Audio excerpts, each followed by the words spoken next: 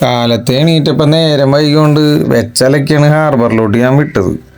അവിടെ എത്തിക്കഴിഞ്ഞപ്പോഴേക്കും 4:17 ഒപ്പിട്ട് താഴെ വന്നപ്പോഴേക്കും ലേലം തുടങ്ങി. കണ്ട ഓരോരുത്തർ പച്ച അയക്കാൻ തുടങ്ങിയ ഗ്യാപ്പിലാണ് ഞാൻ എത്തണത്. അങ്ങനെ ഞാൻ ഏവിക്ക് കയറി നിന്ന് പച്ച കഴിഞ്ഞ് പുറത്തിറങ്ങിയ കുമാരേട്ടന് ഊളാവായിട്ട് ഇരിക്കണത് കണ്ട. നേരെ തൊട്ട് ബാക്കില് വിൻഡോമിയും ഒരു മതിച്ച ഞണ്ടും. ഹോ,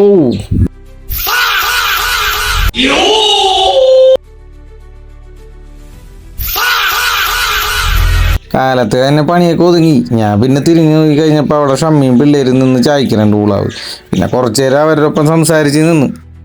ഊളാവ് എങ്ങനെ കറച്ച് വെച്ച് ചായക്കുക, അതിലെങ്ങനെ ഐസിട്ട് കൊടുക്കുക, അതെല്ലാം ഷമ്മി കൃത്യമായിട്ട് പിള്ളേർക്ക് പറഞ്ഞു കൊടുക്കണ്ടായി.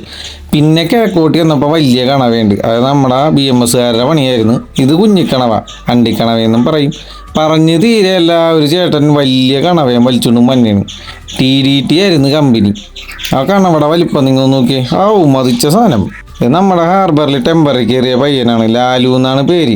ആൾ അത്യാവശ്യം ഇൻട്രോവെർട്ടാണ്. അത്യാവശ്യമല്ല, ഇൻട്രോവെർട്ട് പ്രോമാക്സ് എന്ന് വേണമെങ്കിൽ പറയാം. പണി ചെറുതായാലും വലുതായാലും പറന്നടിക്കുക എന്നുള്ളതാണ് സുഹാസേട്ടൻ്റെയും ഗ്യാങ്ങിൻ്റെയും പ്രത്യേകത. പണി കൂടിയാലും കുറഞ്ഞാലും ഞാൻ ഇതിൽ കൂടുതൽ പണിയെടുക്കൂലടാ എന്ന് പറഞ്ഞുകൊണ്ട് യേശൂട്ടനും സൈഡിൽ തന്നെ നിൽപ്പുണ്ടായിരുന്നു. അപ്പോഴാണ് ഞാനൊരു കാഴ്ച കണ്ടത്. എൻ്റെ കണ്ണ് വരെ തള്ളിപ്പോയി. പണിയൊക്കെ ഒതുങ്ങി രജി കണ്ടെയ്നർ എല്ലാം പറക്കിക്കൊണ്ടും പോകണുണ്ടായിരുന്നു. നിങ്ങൾ പറഞ്ഞത് ശരിയാണ്. 52 രൂപ ഉണ്ടായിരുന്ന കരിമീൻ ഇപ്പൊ 85 രൂപയാണ്. ഇക്കണക്കിന് എങ്ങനെ ജീവിക്കാം? പക്ഷെ കുടമാറ്റം നന്നായത് പാറമേക്കാവിന്റെ ആണെങ്കിലും വെടിക്കെട്ട് നന്നായത് തിരുവമ്പാടിരിയാ. പിന്നെ ആ പരിപാടിയൊക്കെ കഴിഞ്ഞ് നേരെ BJ വരെ ഒന്ന് പോയി. അവിടെ കിടക്കണ മീനുകളൊക്കെ ഒന്ന് നോക്കിയ മുനുസേ. നല്ല കരിമീൻ, അതേപോലെ തന്നെ രോഹു, നല്ല മതിച്ച ഇല, നല്ല ചെമ്മീൻ, എല്ലാ മീനും അവിടെ കിട്ടും. പിന്നെ ദീ കാണുന്നതാണ് രോഹു. നിങ്ങൾ രോഹുവിൻ്റെ വലിപ്പമൊന്ന് നോക്കി.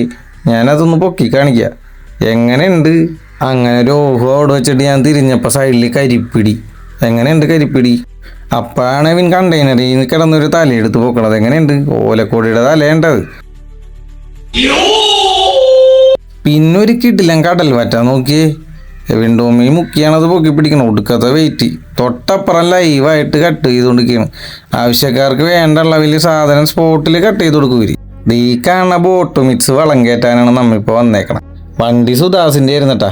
ആകെ നിസാരം മീനുണ്ടായിരുന്നുള്ളൂ. സിജുച്ചാരനും സൂരജാരനും പാമ്പിട്ട് തരും. ഇടപ്പാപ്പനും ഞാനും തള്ളിക്കൊണ്ട് വെക്കും. ആദ്യത്തെ വണ്ടി അങ്ങനെ പോയി. അത് കഴിഞ്ഞ് നമ്മ തീർത്ഥത്തിൻ്റെ കട്ടിങ് കയറ്റാൻ കയറി. ഞാൻ വണ്ടിയിലായിരുന്നു. അത് കഴിഞ്ഞ് ഇറങ്ങി ഞാനും പോന്നു. പിന്നെ ഇതാണ് പാമ്പ്. അതാണ് നമ്മൾ ബോട്ട്സിൻ്റെ ഉള്ളിലോട്ട് ഇട്ടിട്ട് തള്ളി വിടണത്. ഈ 2 വണ്ടിയോടുകൂടി ഇന്നത്തെ പണിയൊക്കെ നമ്മളെ തീർന്ന്. അങ്ങനെ പണി തീർന്ന് ഞങ്ങൾ എല്ലാവരും പോണേണ്. Bye bye.